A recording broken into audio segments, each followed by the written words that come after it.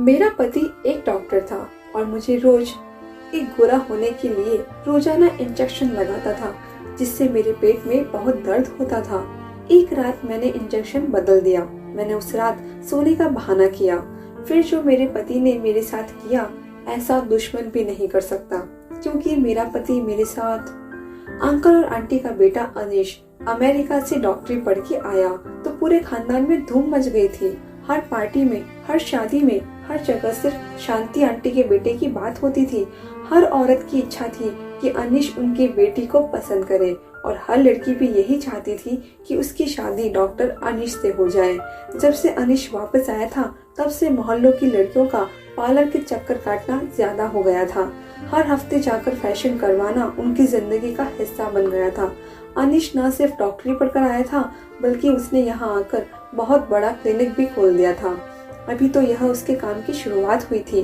वो आगे कितना पैसा कमा सकता था, इसका अंदाजा लगाना बहुत आसान था। हमारे खानदान में सिर्फ मैं एक लड़की थी जो अनिश से शादी के सपने नहीं देख रही थी। इसलिए नहीं कि मुझे उसमें कोई दिलचस्पी नहीं थी, बल्कि इसलिए क्योंकि मुझे मालूम था कि वह कभी भी मेरा नहीं हो सकता और ना ही वो मेरे बारे में सोचता होगा, क्योंकि मैं एक सांवली सी लड़की थी। मेरी आंखें बहुत खूबसूरत थी। मैं लंबी भी थी, लेकिन सांवले रंग ने मेरी खूबसूरती पर जंग लगा दिया था। वो भला क्यों मेरे खानदान की गोरी चिट्टी लड़कियों को छोड़कर मुझसे शादी करेगा? जो चीज मुमकिन ही नहीं, उसको सोच सोच कर मैं खुद को हल्का नहीं करना चाहती थी। खानदान की बाकी लड़कियां मुझसे ज्यादा पढ़ी लिखी थी, पैसे वाली भी थी। हम लोग मिडिल क्लास के थे।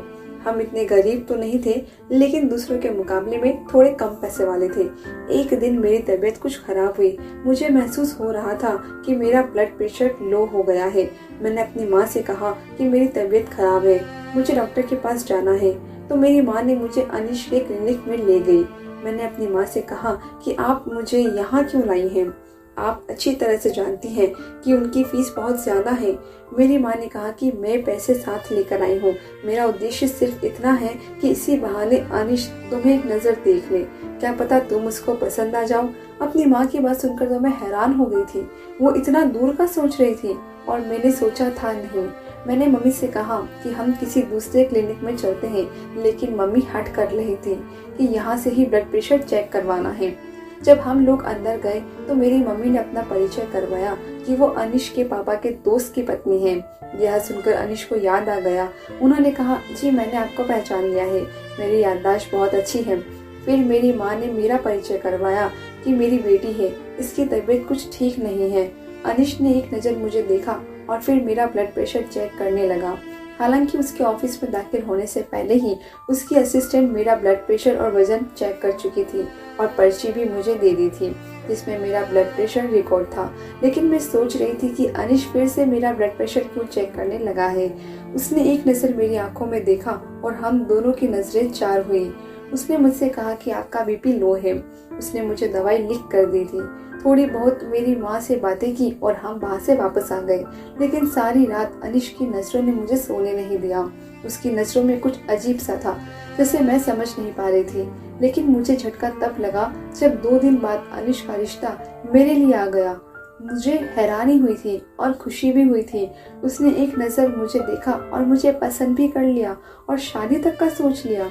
मेरी माँ ने मुझसे कहा कि वह बाहर से आया है और यहाँ के लोगों की तरह हुस्न का पुजारी नहीं है, बल्कि तुम तो बहुत हसीन हो, सिर्फ रंग ही सांवला है, काला भी नहीं है। वो समझदार लड़का है, उसने जरूर तुम में कोई खास बात नोट की है। वो आम लड़कों की तरह गोरे रंग को चाटने वालों में से नहीं है। मेरा रिश्ता अनिश से तय हो गया। पूरे खानदान में यह खबर जंगल की आग की तरह फैल गई और हर जगह बातें होने लगी कि अनिश ने कैसी लड़की पसंद की है अपने लिए। इतनी खूबसूरत पढ़ी लिखी लड़कियों को छोड़कर उसने एक सामान्य कम पढ़ी लिखी लड़की को पसंद किया है। यह बात पूरे रिश्तेदारों में किसी को भी अच्छी नहीं लग रही थी। सबका मूड खराब था। लेकिन हमारे घर में तो जैसे खुशी की एक लहर दौड़ गई थी। मेरे घर वाले भी खुश थे और मैं भी बहुत खुश थी, क्योंकि अनिश मुझे मैसेज करके कहा कि वह मुझसे पहली नज़र में मोहब्बत का शिकार हो गया है। उसे मेरी आंखें बहुत पसंद आई थी। उसे मुझ जैसी लड़की की ही तलाश थी और मुझे अम्मी की बात पे विश्वास होने लगा कि वो बाहर से आया है और बाहर के लोग कोई खास चीज ही लड़कियों में नोट करते हैं, उन्हें पसंद करते हैं, ना कि सिर्फ खूबसूरती देखते हैं। खैर मैं बेफिक्र हो गई थी। शादी की तैयारियां शुरू हो गई थी। अनीस की माँ साफ साफ कह दिया था कि उन्हें हमसे कुछ भी नहीं चाहिए। खुदा ने अनीश को सब कुछ दे रखा है, इसलिए सब कुछ अनीश खुद ही करेगा। यहाँ तक कि मेरे लिए शादी के जोड़े भी अनीश की तरफ से भेजे गए, वह भी एक से बढ़कर एक डिजाइनर के थे। लाखों में मेरी शादी के कपड़े तैयार करवाए गए थे और जेवरात के नाम पर कई तोला सोना चढ़ाया गया था। रिश्तेदारों के तन बदन में आग लग गई थी। हर कोई अनीश को अक्ल का अंधा कह रहा था, जिसने बिना कुछ सोचे समझे मुझे शादी के लिए पसंद कर लिया था। मेरी माँ ने भी रिश्तेदारों वालों को आग लगाने में कोई कसर नहीं छोड़ी थी और शादी से एक रात पहले सारे खानदान को जमा करके सभी कपड़े उन्हें दिखाए थे। कुछ रिश्तेदारों ने तो ढके छुपे आवाज में माँ से पूछ भी लिया था कि तुमने कौन सा जादू लड़के पे करवाया है जिसे कुछ दिखाई नहीं दे रहा। किसी को मेरा और अनीश का रिश्ता हजम नहीं हो रहा था और ऐसे ही हमारी शादी का दिन आ गया। मेरा अनीश का 7 फेरों में होना और मैं अनीश की दुल्हन बनी स्टेज पर बैठी हुई थी। जब अनीश की बुआ की बेटी स्टेज पर आई और उसने ऐसी बात कही कि मेरी आंखों से आंसू टपकने लगे। वो अपने शब्दों से मेरा मजाक उड़ा रही थी और साथ ही अनीश से कह रही थी कि तुम्हारी पसंद को क्या हो गया है, तुम तो इतने क्लासी थे, अचानक से ये तुम्हारा टेस्ट इतना खराब कैसे हो गया है। अनीश ने उसे 1-2 शब्द कहे और वह खुद ही स्टेज से नीचे उतर गई। लेकिन मेरा आज का दिन खराब हो चुका था। मैं सर झुकाए बैठी थी और यह सोचकर ही शर्म से जमीन की तरफ देखी जा रही थी कि अनीश ने किस नरम नजर मिलाऊंगी। मैं जानती थी कि सबको इसी बात का हैरानी है कि अनीश ने मुझे क्यों चुना है, लेकिन ये बात सिर्फ मैं ही जानती थी कि अनीश को मुझसे पहली नजर में ही प्यार हो गया था। विदाई का वक्त हो गया था और मैं विदा होकर अब्बास के बड़े से घर से चली गई थी। मैं पहली बार उनका घर देख रही थी और यह देखकर मेरी आंखें खुली रह गई थी। अनीश का घर किसी शानदार महल से कम नहीं था। ऐसा लग रहा था जैसे वह करोड़ों रुपए कमाता हो। दिल में सोचने लगी कि डॉक्टर लोग तो बड़े ही पैसे वाले होते हैं, गरीबों का खून निचोड़ लेते हैं और अपना महल तैयार कर लेते हैं। लेकिन ये तो मुझे बहुत बाद में पता चला कि ये महल कैसे बना हुआ था। मुझे मेरी सास यानी अनीश की माँ ने अनीश के कमरे में बिठा दिया। अनीश की बुआ की बेटी की बातें अभी तक मेरे अंदर गूंज रही थी और मेरे अंदर एक आग सी जल रही थी।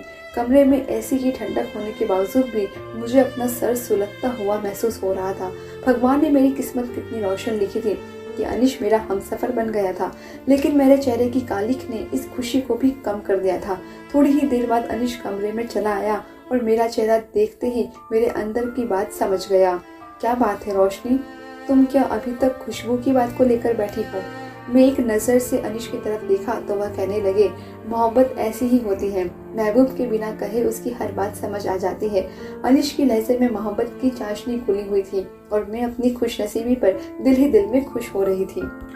तुम फिक्र ना करो रोशनी, तुम्हारी जिंदगी की ये परेशानी मैं जल्दी दूर कर दूंगा। कोई तुम्हारे रंग को लेकर तुम्हें कमजोर नहीं समझेगा। आजकल तो इतने इलाज आ गए हैं कि कुछ इंजेक्शन से तुम्हारा रंग निखर जाएगा। मुझे तो तुम्हारा सांवला रंग ही अच्छा लगता है, लेकिन मैं तुम्हारी आंखों में आंसू नहीं देख सकता। इसलिए मैंने सोच लिया है कि मैं रंग गोरा करने वाले इंजेक्शन के जरिए तुम्हें दूसरी लड़कियों की तरह हसीन बना दूंगा। मैंने अनीश की तरफ देखा। क्या ये मुमकिन है कि मेरा रंग भी निखर कर दूसरी लड़कियों की तरह गोरा हो जाएगा? अनीश मुस्कुराकर कहने लगा, यह दौर अलग है, अब कुछ भी नामुमकिन नहीं है। जिसके पास पैसा है वह सब कुछ हासिल कर सकता है। लोग तो सर्जरी के जरिए अपने नैन नक्श बदलवा लेते हैं, तुम्हारा तो सिर्फ रंग गोरा करना है। अनीश ने मुझसे वादा कर लिया था कि वो अगले ही दिन से मेरा इलाज शुरू कर देगा। मैं ख्याल ही ख्यालों में खुद को खुशबू से कहीं ज्यादा हसीन महसूस कर रही थी। वो जो मुझे मेरे पति की नजरों में गिराना चाहती थी, मैं अब उससे बदला लेना चाहती थी। अनीश ने बहुत अच्छे से मुझे अपना लिया था और उसका साथ पाकर मैं बहुत खुश थी। अनीश से मिलकर ऐसा लगता ही नहीं था जैसे वह अमेरिका से पढ़कर आया है। ना उसके चेहरे पर गरूर था, ना ही उसकी बातों में अमेरिका की पढ़ाई का नशा। वो तो एक सीधा साधा आम सा इंसान था जो मेरी मोहब्बत से पूरी तरह मेरा हो चुका था। शादी के अगले दिन ही अनिश ने मुझे बताया कि उसकी अपनी एक डॉक्टर से बात हो गई है। मुझे रोज रात को गोरा होने का इंजेक्शन लगेगा और 1 हफ्ते में ही फर्क दिखने लग जाएगा।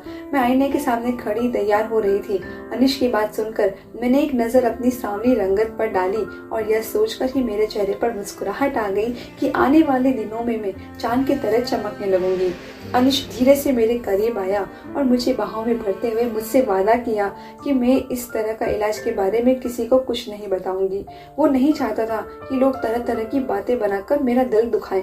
मैंने यह बात से वादा कर लिया, मैं किसी को इलाज के बारे में कुछ नहीं बताऊंगी। और अनिश ने उसी रात मुझे पहला इंजेक्शन लगा दिया।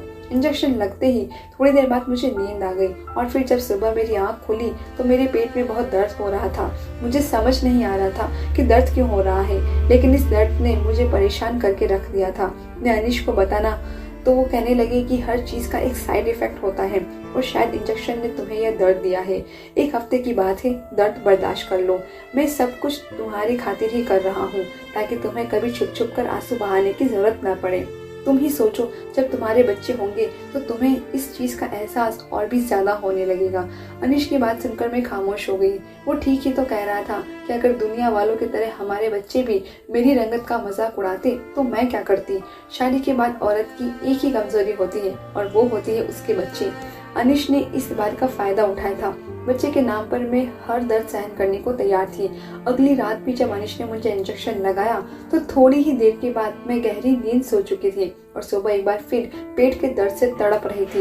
ये दर्द मेरी बर्दाश्त से बाहर होता जा रहा था, लेकिन मैं किसी से इस बारे में बता नहीं सकती थी क्योंकि अनिश ने ये इलाज सबसे छुपा के रखा था। मैं सारा दिन पेट दर्द से तड़पती रही और अपने कमरे में बंद रही। रात तक मेरे अंदर हिम्मत खत्म हो चुकी थी। मैं एक और इंजेक्शन नहीं लगवा सकती थी। मैंने सोचा अगर एक दिन इंजेक्शन ना लगाऊं तो शायद इतना फर्क नहीं पड़ेगा, लेकिन अनिश को कहीं बुरा ना लग जाए, ये सोचकर मैंने खुद चुपके से इंजेक्शन बदल दिया और ताकत का इंजेक्शन रख दिया। अनिश ने मुझे इंजेक्शन लगा दिया और मैं आंखें बंद करके लेट गई जैसे मैं बहुत ही गहरी नींद में सो रही हूँ। उसके बाद जो कुछ अनिश ने मेरे साथ किया, मेरी रूह कांप गई थी कि ऐसा कोई किसी दुश्मन के साथ भी नहीं कर सकता, जबकि मैं तो अनिश की पत्नी थी। मैं फौरन उठकर बैठ गई थी और मुझे जागता हुआ देखकर अनिश के होश ठिकाने आ गए थे। वो हकलाते हुए पूछने लगा कि तुम अभी तक सोई नहीं हो। मैंने गुस्से में अनिश से पूछा कि ये सब क्या है और तुम मेरे साथ क्या कर रहे हो। पहले तो अनिश मुझे उल्टे सीधे जवाब देता रहा, लेकिन जब उसे अंदाजा हो गया कि मैं इतनी आसानी से खामोश बैठने वालों में से नहीं हूँ तो उसने मुझे हर बात सच सच बता दी। अनिश का पूरा सच सुनकर तो मेरे होश उड़ गए थे। अब मुझे समझ नहीं आ रहा था कि अनिश ने सारे खानदान की हसीन और पढ़ी लिखी लड़कियां छोड़कर मुझ जैसी सांवली और मिडिल क्लास लड़की को पसंद क्यों किया था।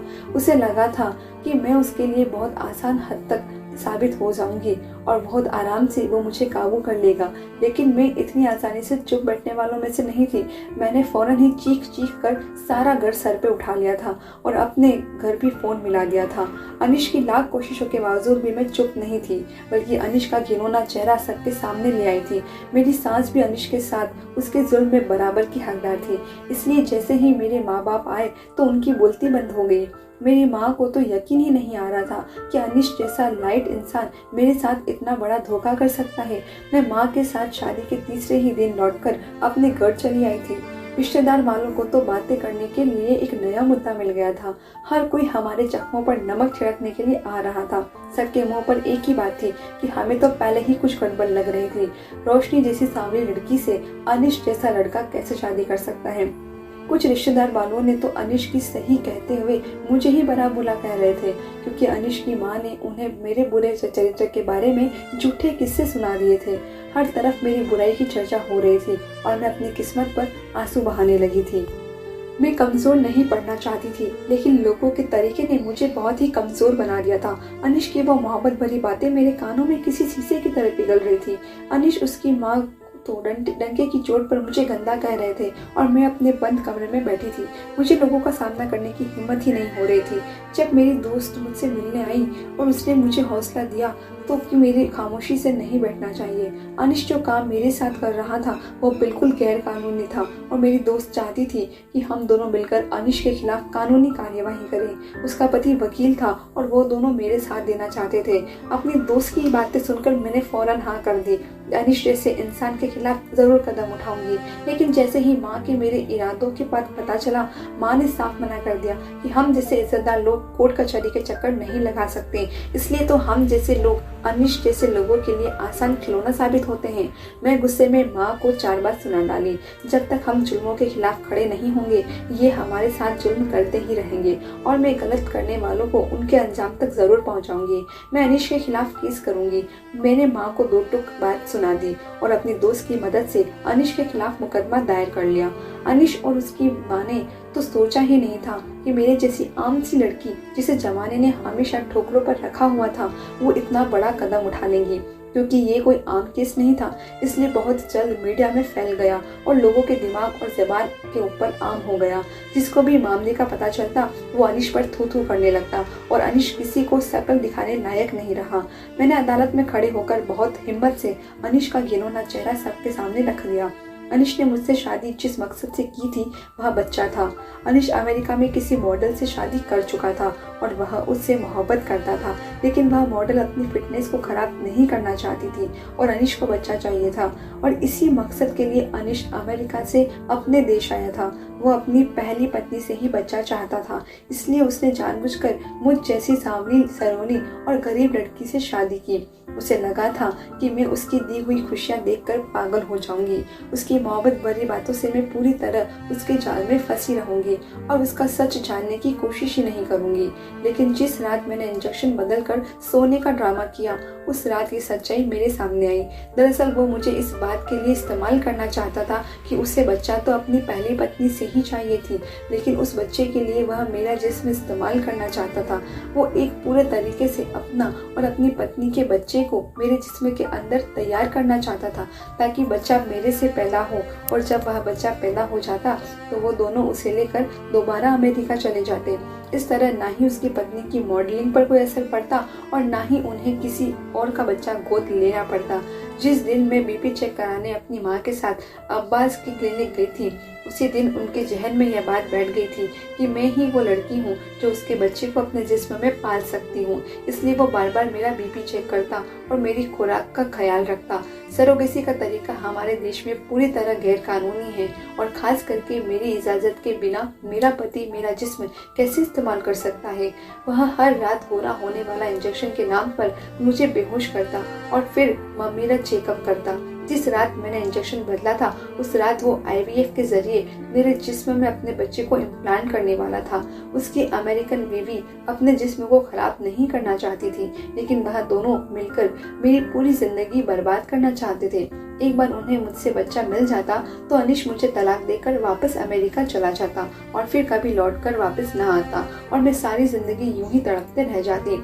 मेरे दोस्त का पति जो वकील था उसने कुछ सबूत इकट्ठे किए और अनिश और उसकी पत्नी को दोषी साबित कर दिया।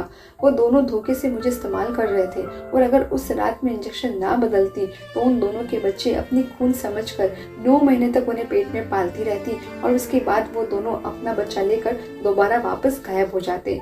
उन दोनों को सजा सुना दी गई थी और मैंने अनिश से तलाक ले लिया था। मैं अकेली जरूर थी, लेकिन मुझे यकीन था कि भगवान ने मेरी किस्मत में यकीनन कुछ अच्छा ही लिख रखा है। सारे खानदान वाले अनिश की सच्चाई जान चुके थे और आंटी को बुरा भला कह रहे थे, जिन्होंने अपने बेटे का साथ देकर मेरी जिंदगी उजाड़ने की कोशिश की थी। एक बात तो मैं बहुत अच्छे से जान गई थी कि सिर्फ इंसान ही पढ़ाई कुछ शोहरत नहीं देती, बल्कि यह माँ बाप की परवरिश भी होती है जो एक बच्चे को होशियार और साफ बनाती है। अगर आंटी अपने बेटे अनिश को सही और गलत का फर्क बताती और मेरी जिंदगी से खेलने के लिए मना करती तो शायद उसे कभी इतनी हिम्मत नहीं मिलती।